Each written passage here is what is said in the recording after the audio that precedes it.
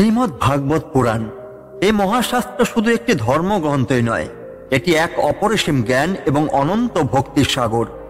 প্রতিটি শ্লোক, প্রতিটি অধ্যায় আমাদের জীবনের গভীরতম প্রশ্নগুলোর উত্তর দেয় এবং পথ দেখায় এক শুভ্র নির্মল জীবন ধারার দিকে। আজকের এই আলোচনায় আমরা প্রবেশ করব প্রথম স্কন্ধের আরও কিছু মহান শ্লোকের মধ্যে, যেখানে লুকিয়ে রয়েছে জীবনের পরম সত্য, ভক্তির গভীরতা এবং মোক্ষের পথ। শ্রীমদ্ ভাগবত আমাদের শেখায় কিভাবে ভক্তির মাধ্যমে শোক, মোহ এবং ভয়ের মতো মানবিক দুর্বলতাগুলো থেকে মুক্তি লাভ করা যায়। এটি কেবলমাত্র ঈশ্বরের মহিমাই নয়, বরং এক আদর্শ জীবনের দর্শন প্রকাশ করে। আজ আমরা আপনাদের সামনে নিয়ে আসছি এমন কিছু শ্লোক যা কেবল শোনা নয়, হৃদয়ে ধারণ করলে জীবনের দিশা পাল্টে দিতে পারে। আপনারা যারা জীবনের গভীর প্রশ্নের উত্তর খুঁজছেন, যারা শান্তি ও মোক্ষের পথ অন্বেষণ করছেন, তাদের জন্য শ্রীমদ্ ভাগবত এক পরম পথপ্রদর্শক।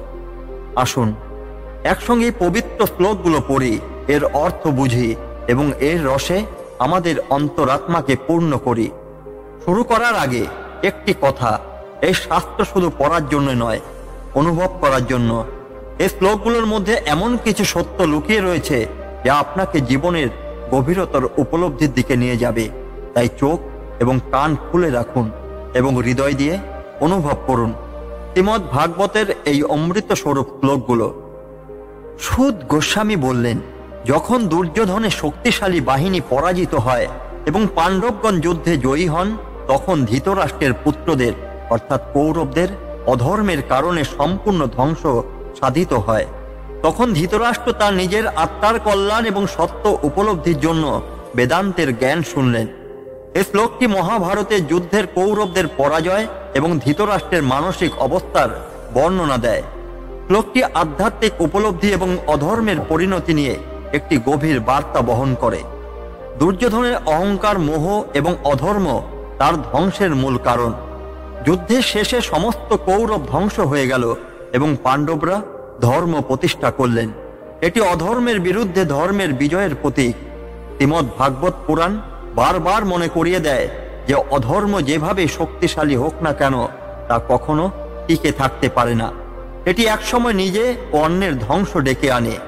নিজের সন্তানদের মৃত্যুর পর ধৃতরাষ্ট্র তার জীবনের সমস্ত অহংকার এবং ভুল উপলব্ধি করতে সক্ষম হন। জীবনের শেষ পর্যায়ে তিনি আধ্যাত্মিক জ্ঞানের দিকে মনোনিবেশ করেন।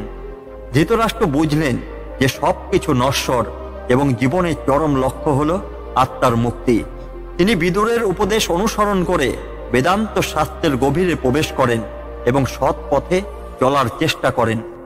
যুদ্ধ শেষে ধৃতরাষ্ট্রে ছিলেন গভীর শোক ও পাপের ভারে জর্জরিত। বিদুর, যিনি ধৃতরাষ্ট্রের অর্ধ ভাই এবং একজন জ্ঞানী ব্যক্তি, তাকে আত্মজ্ঞান এবং প্রকৃত ধর্ম সম্পর্কে শিক্ষিত করেছিলেন। বিদুর ধৃতরাষ্ট্রকে স্মরণ করিয়ে দিলেন, তোমার সন্তানরা অধর্মের পথে হেঁটেছে, কিন্তু এখনো সময় আছে তোমার নিজের আত্মাকে শুদ্ধ করার। প্রকৃত জ্ঞান অর্জন করো এবং ভগবানের শরণাপন্ন হও। এই শিক্ষা পেয়ে ধৃতরাষ্ট্র তার মোহ এবং শোক কাটিয়ে ওঠেন এবং আত্মজ্ঞান অর্জনে নিজেকে নিবেদিত করেন। অধর্ম শক্তিশালী মনে হতে পারে, কিন্তু এর পরিণতি সবসময় ধ্বংসাত্মক। জীবনের শেষে হলেও যদি আত্মজ্ঞান অর্জন করা যায়, তাহলে সেটাই চরম সাফল্য। জীবনে মোহ এবং আসক্তি ত্যাগ করলে জীবনের সত্য উপলব্ধি করা সহজ হয়। ধর্মের পথে চলা এবং সত্যকে অনুসরণ করাই জীবনের চরম লক্ষ্য। এই শ্লোক আমাদের শেখায় যে অধর্ম এবং অহংকার আমাদের ধ্বংস ডেকে আনে, আর আত্মজ্ঞান আমাদের মোহ থেকে মুক্তি দিয়ে জীবনের প্রকৃত লক্ষ্য উপলব্ধি করায়। ধৃতরাষ্ট্রের জীবনের পরিবর্তন আমাদের জন্য একটি বড় শিক্ষা। অধর্ম ত্যাগ করুন, সত্য এবং ধর্মের পথে চলুন। যখন ভগবান মুকুন্দ এই পৃথিবী থেকে তার দেহ প্রত্যাহার করেন, তখন দেবতাদের মূর্তির সৌন্দর্য ক্ষীণ হতে শুরু করে। এই সৌন্দর্য ছিল অত্যন্ত শুদ্ধ এবং অপূর্ব, যা একমাত্র তার উপস্থিতিতেই পরিপূর্ণতা পেয়েছিল। শ্রীকৃষ্ণ বা মুকুন্দ ভগবান নারায়ণের অবতার, যার উপস্থিতি সমগ্র পৃথিবীকে এবং দেবতাদের আশীর্বাদময় করে তুলেছিল। যখন তিনি তার লীলা শেষ করে এই জগৎ থেকে চলে গেলেন, তখন সেই ঐশ্বরিক সৌন্দর্য এবং শক্তি ক্ষীণ হয়ে পড়ে।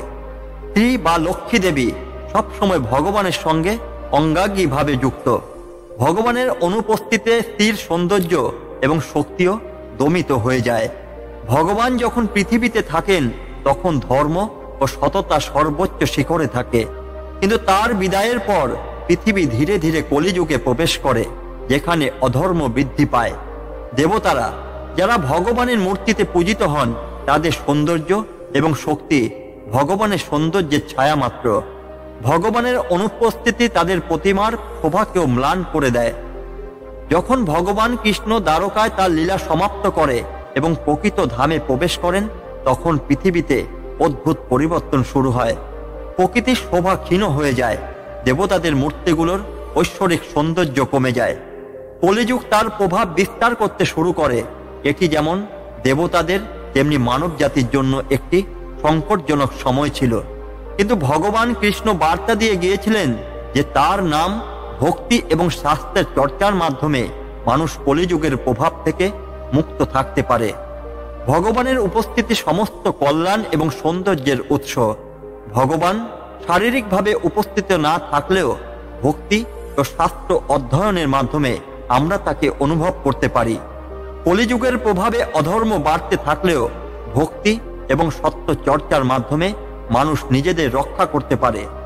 দেবতাদের মূর্তিগুলো ভগবানের শক্তির উপর নির্ভরশীল। ভগবানের অভাবে সমস্ত কিছু ম্লান হয়ে যায়। ভগবানের উপস্থিতি বা স্মরণ আমাদের জীবনে স্ত্রী, সৌন্দর্য এবং শুদ্ধতার প্রতীক। আমরা যদি ভক্তি, নামজপ এবং শাস্ত্রের মাধ্যমে ভগবানের সাথে সংযোগ স্থাপন করি, তবে আমরা কলিযুগের সমস্ত প্রতিকূলতা অতিক্রম করতে পারব।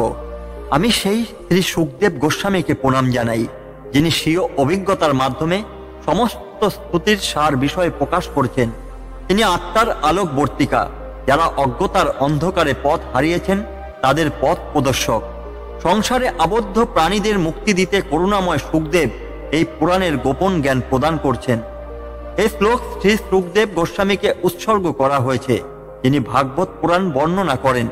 তিনি হলেন সেই ঋষি যার জ্ঞান এবং আধ্যাত্মিক শক্তি অতুলনীয়। সুখদেব গোস্বামী ভাগবত পুরাণের মাধ্যমে সমস্ত বেদের সারাংশ উপস্থাপন করেছেন। তিনি আত্মার জ্ঞানের আলো প্রদান করেন, যা জীবের অজ্ঞতার অন্ধকার দূর করে। যারা পূর্ণ জন্মের চক্রে আবদ্ধ, তাদের মুক্তির জন্য সুখদেব গোস্বামী ভাগবত পুরাণের গোপন আধ্যাত্মিক জ্ঞান প্রদান করেন। এটি এক গভীর করুণার প্রকাশ। শ্রী সুখদেব গোস্বামী শুধু একজন মুনি বা ঋষিই নন, তিনি গুরুদের মধ্যেও সর্বোচ্চ স্থান অধিকার করেন। শ্রী সুখদেব গোস্বামী ব্যাসদেবের পুত্র ছিলেন। তিনি জন্ম থেকেই পরম যোগী এবং মুক্ত আত্মা ছিলেন। তার জন্ম মুহূর্তেই তিনি সংসার ত্যাগ করেছিলেন এবং শুধুমাত্র আধ্যাত্মিক জ্ঞানের জন্য নিজেকে উৎসর্গ করেছিলেন। যখন রাজা পরীক্ষিত মৃত্যুর মুখোমুখি হলেন, তখন সুখদেব গোস্বামী তাকে ভাগবত পুরাণ শ্রবণ করিয়ে মুক্তির পথ দেখান। রাজা পরীক্ষিত তার প্রশ্নের মাধ্যমে সাধারণ মানুষের মনে সমস্ত সংশয় তুলে ধরেছিলেন। সুখদেব গোস্বামী সেগুলোর উত্তর দিয়ে পরম সত্যের ব্যাখ্যা দেন। প্রকৃত জ্ঞান অজ্ঞতার অন্ধকার দূর করে এবং আত্মাকে মুক্তি দেয়। শ্রীমদ্ ভাগবত পুরাণ শুধুমাত্র আধ্যাত্মিকতার জন্যই নয়, জীবনের উদ্দেশ্য ও দায়িত্ব বোঝার জন্য গুরুত্বপূর্ণ। গুরুর করুণার মাধ্যমে জীবনের কঠিন প্রশ্নগুলির উত্তর পাওয়া যায় এবং মুক্তির পথ প্রশস্ত হয়। ভক্তি সহকারে শাস্ত্র শ্রবণ এবং চর্চা জীবনের চরম উদ্দেশ্য উপলব্ধি করতে সাহায্য করে। শ্রী সুখদেব গোস্বামীর মতো মহান ব্যক্তিত্বরা আমাদের জীবনে আলোর দিশারি, যারা আমাদের জীবনের উদ্দেশ্য ও সত্য উপলব্ধির পথ দেখান। ভাগবত পুরাণের প্রতি ভক্তি এবং শ্রদ্ধা রেখে আমরা আমাদের জীবনকে সার্থক করতে পারি। শ্রীমদ্ ভাগবত হল বেদের পরিপক্ক ফল। এটি সুখদেব গোস্বামীর পবিত্র মুখ থেকে ঝর্ণা ধারার মতো অমৃত রূপে প্রবাহিত হয়েছে। জ্ঞানী ও ভক্তরা এটির রসপান বারবার করুন, কারণ এটি সর্বোচ্চ আনন্দদায়ক এবং পরম তৃপ্তিদায়ক। এখানে ভাগবত পুরাণকে বেদের ফলের সঙ্গে তুলনা করা হয়েছে।